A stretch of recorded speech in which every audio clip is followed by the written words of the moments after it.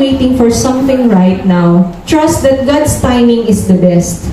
Ano nga ba yung timing ng Panginoon? So medyo nag-struck sa akin, napatanong din ako, ano nga ba yung timing ng Panginoon? Sa experience ko, since bata pa ako, very vivid na sa imagination ko na ang pangarap ko talaga, gusto kong magtrabaho sa office. Gusto kong magtrabaho sa office, nakaupo lang ako, tapos pipirma-pirma. Kasi ang gusto ko na course talaga is CPA lawyer. Yun talaga yung dream ko. And unfortunately, parang nag-detour yung buhay ko. So, maaga akong nag-asawa. Nagkaanak ako agad. So, syempre, nawala sa plano, hindi ko natapos yung pag-aaral ko. Napatanong ako sa sarili ko na in-intervene ko ba yung plano ng Panginoon sa akin? Parang nandun na ako sa point na yun after na nagkaroon na ako ng 3 anak kasi naranasan ko yung sobrang hirap ng pamumuhay talaga. Kasi the moment na nag-asawa ko, nag-separate kasi kami agad ng tinitirhan. So, nung naranasan ko yung, alam ng mga anak ko to, maliliit pa sila, nakatira kami sa isang barong-barong na butas-butas yung, ano ba yung Tagalog ng roof? Ng bubong. Kasi nipa lang yun. And then, nasa gitna kami ng plantation ng saging. And then, damuhan. As in, kami lang yung bahay doon. And then, ilang meters pa bago ka lalabas. So, yung asawa ko that time is namamasada. So, ang kita lang yan, nasa mga 200, 300, yan pinagkakasya namin sa buong araw. Pinakamalaki na yung 300. Naranasan ko yung sabay-sabay silang nagkasakit. Si Maya, hindi inatake ng asthma. Si JR, si Darius, nagka-diarrhea. Si Kuya, medyo matibay siya eh. Medyo matibay siya. Although premature siya na pinanganak, 7 months, pero pinakamatibay siya sa 3. Alas 2, alauna ng madaling araw, karga-karga ko sila, 3. Ang baha namin, hanggang bewang yung baha namin, hanggang lagpas puhod. Kasi hindi na makahinga si Maya. So parang gusto ko, naghahanap ako ng tulong. Kasi that time, ang biyahe ng asawa ko is panggabi. So kami lang nandun sa bahay. Na-try din namin kaming 4 na pagbandang alas 6, nasa taas na talaga kami ng higaan kasi maraming mga ahas na pumapasok na maliliit. So meron kaming daladalang gulong, patawag niya dyan, yung sundang kasi yan sa amin eh. Yan. Para pag may pumasok, ganyan agad.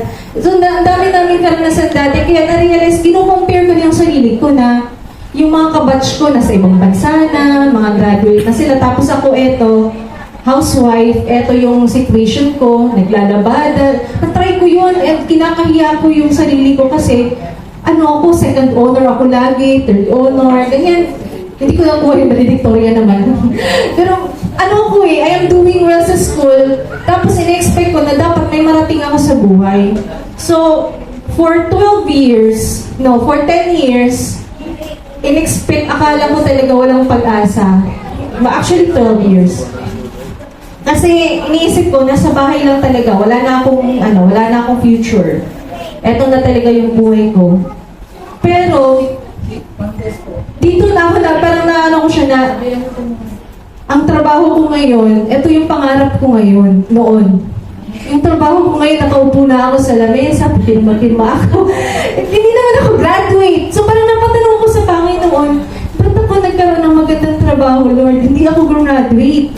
Lang ako, second year college lang ako. Nung napunta ako dito sa Manila, alam naman na lang lahat kasi parang naging open book naman na yung buhay ko. Parang kahit ako, hindi ko alam ba't ako napunta sa ganito na situation na sobrang nagpapasalamat ako sa Panginoon. Before, ino-question ko, did I intervene God's plan? Ngayon na-realize ko, hindi. Kasi may 3 akong mga anak na napakabait, na very blessed ako, may maganda akong trabaho, may maganda akong trabaho, although hindi pa din perfect yung buhay, kasi wala namang buhay na perfect. Pero na-realize ko na lahat na nangyayari sa buhay ko is for me to be prepared for what God told me to do.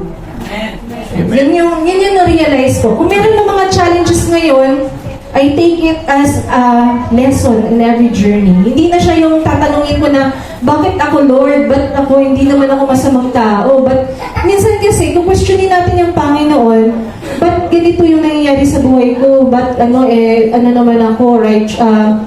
Faithful naman ako, nagtatights naman ako, hindi pala. Kasi, bago tayo pinanganak, it is written already sa, ano yung term na yan? Alam na ng Panginoon kung saan ka papunta. Pero dun sa papupuntahan mo kasi, hindi ibig sabihin nun, very smooth yung daan. May pagdadaanan ka because kailangan mong maging matibay at matuto sa bawat dadaanan mo. So, when speaking of God's timing, we are always speaking of time. So, time is very important sa bawat isa sa atin. Ay ka nga ng kasabihan, time is gold, di ba? Time is gold. So, according din sa na-search ko, ang definition ng time is an indefinite schedule for an event to unfold. Diba? Indefinite schedule for an event to unfold. We don't know what tomorrow holds, tama? Hindi natin alam kung ano yung mangyayari sa atin in the future. We cling to God's plan. So, binibigay natin sa Panginoon kung ano yung will niya. Time is money. But unlike physical cash, when lost, cannot be gained. Di ba pag ang pera, pag nawala yan, mapapalitan mo lang yan. Kasi pwede mo namang kitain ulit. Pero pag ang oras nawala, hindi mo na kayang ibalik. Kaya nga yung mga namatayan, very useless na kung doon ka hihingi ng sorry, mag-I love you, kung kailan nasa kabaong na. Dapat habang buhay pa, sabihin niyo na sa mga mahal niyo sa buhay na mahal ko kayo. Lahat ng gusto niyo sabihin, sorry, thank you, sabihin niyo na habang naririnig pa nila. Time acts as a reminder that we are mortals created by God and someday we give an account of our life here on earth. Let us make sure, brethren, na yung oras na andito tayo sa mundo is ginugugol natin sa purposeful life. Kung ano yung binigay na purpose ng Panginoon sa atin. Huwag natin sayangin sa tambay, tulog, di ba? Sa puro trabaho din. Di ba dapat work-life balance? Ano nga ba yung 5 reasons why God's timing is beautiful? So number 1, God's timing will direct you. Kahit hindi mo alam kung ano yung plan ng Panginoon sa'yo, but as long as you hold it na may magandang plan ng Panginoon sa akin, this will direct you. The steps of a good man are ordered by the Lord, and He delighteth in His way. Psalms 37 verse 23. Simula nung nag-active ulit ako sa pagsisimba, every day, lagi akong naghahanap nag-i-scroll ng mga verses. So parang yun yung lagi kong take as God's answer to kung ano yung pinagdadaanan ko sa araw na yun. Kasi pag nag-scroll ako, tapos may verse na tumapat sa akin na parang fit doon sa nangyayari sa buhay ko ngayon, ito yung sagot ng Panginoon sa akin. Number 2, God's timing enables you to enjoy every moment. So, pag kasi ang fino-focus mo is yung human will. Yung human will is yung gusto mo eh. Kung ano yung gusto mo. Pag hindi mo nakuha yung gusto mo, ano yung mangyayari sa'yo? Ma-frustrate ka. Kasi gusto mo ito yung gusto ko eh. Pero pag ang pinagdasal mo is kung ano yung will mo, Panginoon, kung ano yung direction mo sa akin, ano yung ibibigay mo sa akin, sige doon ako. Ano ba yung madalas na reason ba't na-frustrate tayo sa mga human will? It's because of inggit. Hindi natin maalis yun. Kahit na sobrang righteous natin, halimbawa sobrang faithful natin, kahit nagsisimba tayo sa araw-araw, we are just human. Hindi mawawala yun na minsan, makaka-feel ka talaga ng inggit na buti pa siya. Minsan, pag hindi ka makahanap ng trabaho, nape-pressure ka kasi buti pa sila na okay na yung situation, ako hindi pa. So, nako-compare natin minsan. So, dahil doon, lagi nating inaapura yung Panginoon. Lord, bigyan mo ko ng ano. So, pag hindi mabigay agad ni Lord yung hinihingi mo, napafrustrate ka. Hindi ako mahal ng Panginoon, ba't ba hindi niya sinasagot yung mga prayers ko? But, if you trust God's timing, you will be able to enjoy every moment. Kasi alam mo na nothing is permanent. And alam mo na may plan ng Panginoon sa'yo. Hindi yan forever na ganyan yung situation. Number 3, God's timing gives you a future and a hope. So according to Jeremiah 29 verse 11, "For I know the plans I have for you, declares the Lord, plans to prosper you and not to harm you, plans to give you hope and a future." Pag may nangyaring pangit sa buhay natin, huwag tayong mag-alala kasi hindi naman yun forever. Yung pangit na nangyari sa buhay mo ngayon ay blessing pa din yan because it will be a lesson. It will help you mold and grow as a person. Pag may magandang nangyari naman, enjoy the moment. Kasi yan yung moment na binigay sa'yo ng Panginoon. Kasi yung buhay, ano lang yan eh, bilog lang yan eh, ikot lang yan. So kung ngayon pangit, make sure, mag-hope ka na may maganda kasunod yan. So dun sa maganda, enjoy mo. Kapag dun pangit yung nangyari sa'yo, ano lang, take hold lang na merong magandang mangyayari ulit kasunod. Number 4, God's timing gives you strength. Kahit gaano kalala yung situation mo right now, when you trust God's timing, magkakaroon ka ng lakas tumayo para mag-move. So Isaiah 40 verse 31, "Those who hope in the Lord will renew their strength. They will soar on their wings like eagles, and they will run and not grow weary. They will walk and not be faint." So number 5, when you trust God's timing, He will reward. So Galatians 6 verse 9, "Let us not become weary in doing good, for at the proper time, we will reap a harvest, and if we do not give up." So sa lahat ng paghihirap na sa akin, sa lahat ng paghihirap na dinanas ko, maybe I am reaping now the reward of my efforts and sacrifices sa ilang taon. And I hope meron tayong desires sa puso natin eh.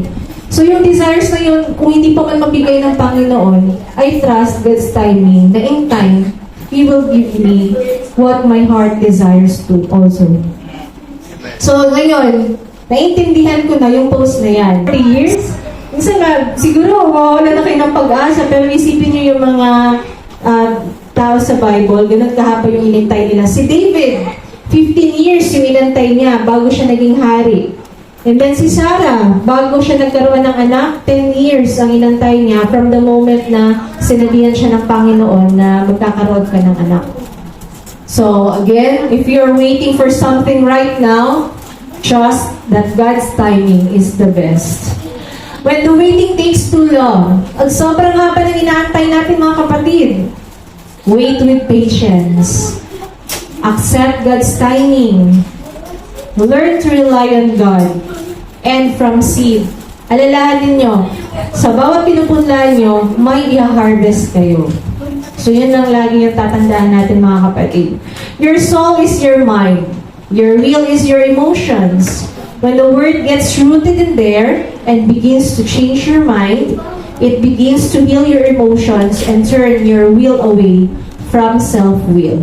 So once accepted natin na kung pangit na nangyari na to sa akin, ito yung will ng Panginoon eh. Baka may ibig sabihin yung nangyari. Hindi mo man naiintindihan kung ano yung nangyayari ngayon, but later on, marirealize mo na, kaya pala nangyari sa akin. Let us turn our emotions away from human will, from self-will, and let's hold on to God's will. Happy Sabbath mga kapatid.